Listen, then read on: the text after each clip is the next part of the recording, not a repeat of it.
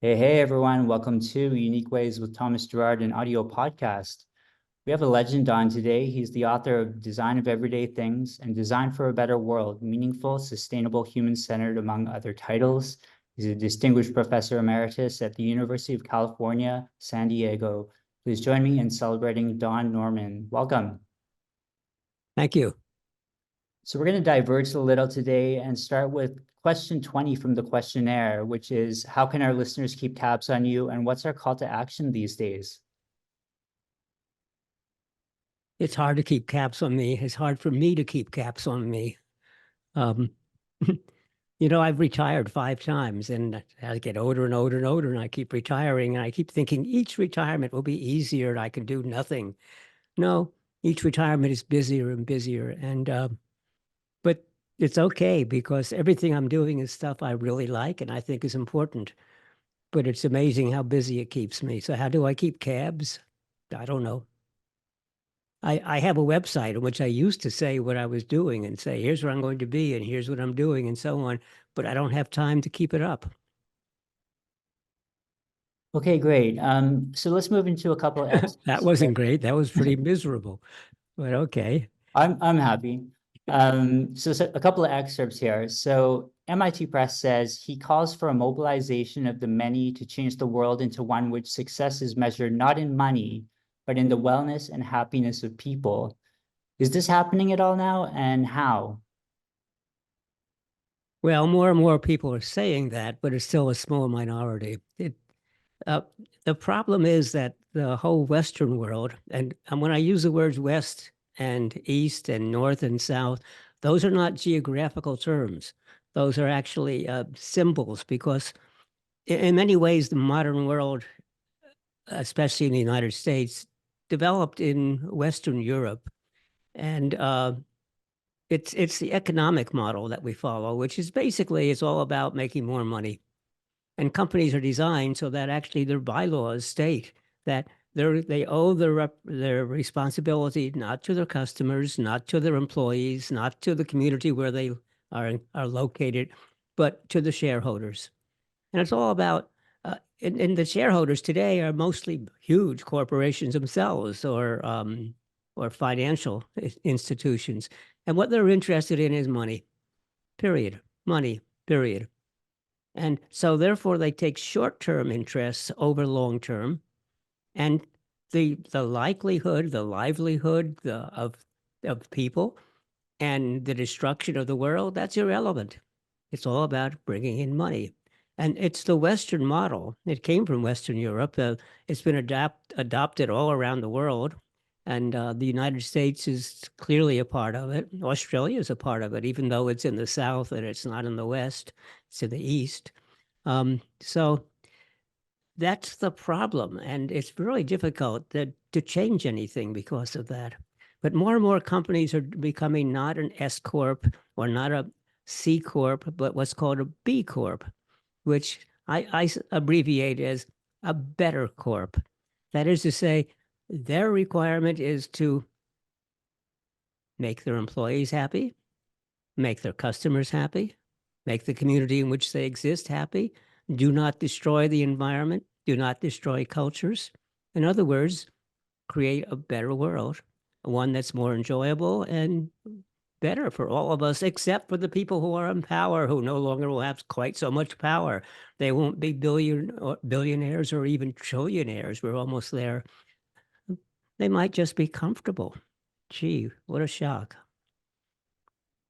Great. And you kind of just answered this, but the next one is from jnd.org, and it says, dive into a world where design transcends aesthetics and technology, becoming a tool for societal enhancement.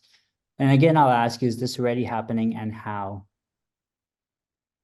It's not really happening. And I think because designers keep claiming that that's what they wish to do, but in fact, they don't know how to play the game.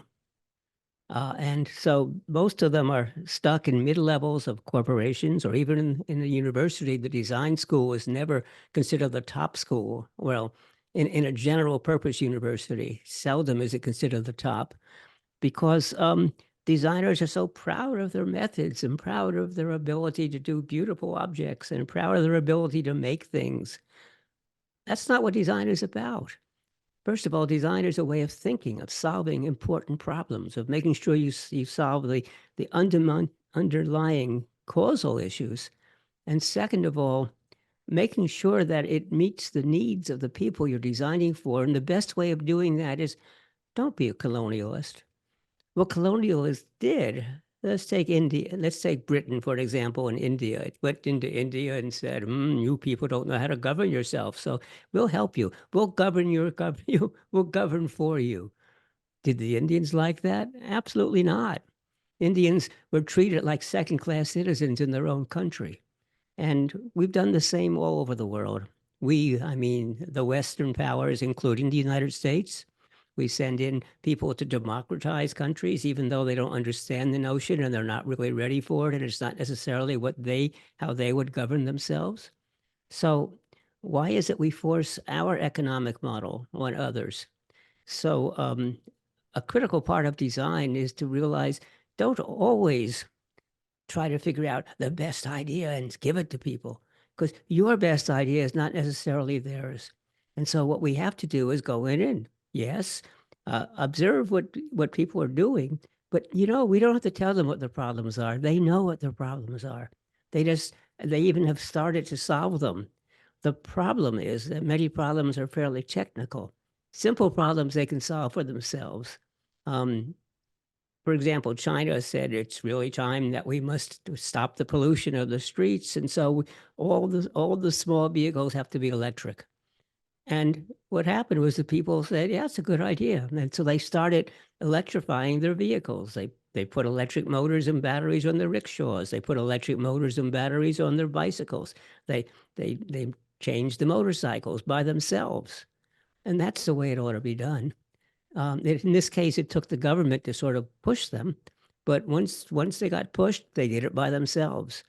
And so we need to go into communities and say, if you need assistance, we're here to help because some of the things you need to do, you need government support, and we can help you work with the government. Or you might need experts in medicine or public health or sanitation or education. And we can bring you those experts who can help you do what it is you wish to do. And so that's a big change in design. The other thing is designers are not at the top of the decision-making pile. So very few companies, large companies, very few of them have chief design officers, people at the C-suite where they report to the CEO and they can actually say what the company ought to be doing. No, mostly designers are in the middle level and they can only do what they're asked to do. So why don't designers get promoted? Well, because they don't know how to speak the language of business. They think that you can just tell people, look, I'm a great designer, promote me. No, the company says, we're glad you're great designers. That's why we hired you. But, we have other issues we have to worry about in the company. It's not just your skills. You have to understand about profits and margins, and you have to understand what keeps a company in business. You have to understand its impact upon the world and supply chain matters, and you have to understand political issues. So most of the people say, well, I don't want to know about politics. Well, okay, you don't. You don't have to. But then don't complain that you're not able to get things done because it's in the political sphere where things get done. So that's a long answer to your short question. Great, I love it. So let's move to some important topics here. Your newest book, tell us That what. wasn't important. Come on. Oh, equally less, more important topics. Your newest book. Tell us what we should know about it. I just gave you a beginning because what happened with the newest book is, well, I just retired for the fifth time and now I'm 88 years old and I'm saying, well, then I wasn't, I was 86 or 85. And I'm saying, what else should I do with my life? And I realized that I needed to keep active. And when you retire, if you don't keep active, you sort of die. And no, I don't intend to do that. But all my other books are about how to make things understandable and usable. And that's all very good, but it doesn't take care of the problems that the world is facing today. So I asked myself, well, what can I do about the problems? And I thought about them and read about them. And I said, there's nothing I can really add. The problems are really well understood. Everything I just told you about the economic problems and so on, that's well understood. Lots and lots of really good, important people have diagnosed the current problems and explained what's wrong and suggested alternatives.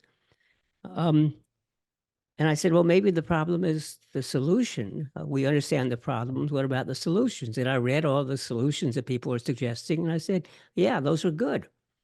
So what's the problem? The problem is they're not being done. And the more I thought about that, the more I thought, gee, that's all about human behavior. And so maybe that's something I understand, because if you look at my career, I started off as an engineer, 2 degrees in electrical engineering. I then became a psychologist. So I understand technology. I understand people. I became a cognitive scientist, is even more because that combines both technology and people. And then when I moved to industry, I began to understand the way that business works. And so, yeah, I was an industry executive and understood the world of business. And I would travel around the world and meet people from all around the world. I was at Apple. And of course, we were a worldwide company. And so, yes, maybe I can talk about why people are not changing, why the behavior is not changing. But what's also useful to actually partially answer an earlier question you asked, more and more people are thinking this way. More and more people are trying to aim for a better life, not just a business life. Why do we spend more time in the business than we spend with our family? Do we have to always be in such a rush? Must a company really grow and grow and grow? Is that really necessary? Isn't it okay to have a company that's doing really good work and is profitable so it can stay in business, but stays the same size? Why not? And so rethinking everything. Why can't we work at home partially when my job doesn't really require that I be present all of the time? It's important to be present periodically because you want to bond with the people you're working with, but not all the time, et cetera, et cetera, et cetera. So thinking about these issues are what was important, and that's what I cover in the book. But also I try to look I don't try to criticize unless I have an answer. So for every problem that I discuss, I give you alternative ways of doing things that work, in my opinion, not only just as well, but work better. Perfect. And now your charity. Tell us what we should know about that. Well, one of the things I wanted to do was to get more people involved in doing this. And the people who matter really in the world are not the academics. It's the people who are out there doing things. Now, the academics are critically important because they're the ones who train the people who are doing things. But I wanted to reward people doing things. And well, a group of my friends wanted to give an award out in my name to honor me, but also we would find some very significant person who's done a lot of good work over their life and give them an award. And I said, no, those people don't need awards. They already have lots of awards. In fact, if you give them another award and a trophy, they don't, oh, where am I going to put it? I don't have any room. It doesn't change what they're doing. And I know because that's happened to me. It's really nice to receive these big awards, but does it make any difference in what I'm going to do? No. So how about an award when someone is just starting out, when you need an award most, when you need some recognition, when you probably are full of doubts and you've struggled to do what you've done, and it's really not that much, you're just starting. But somebody says, wow, you're on the right path, that could make a difference.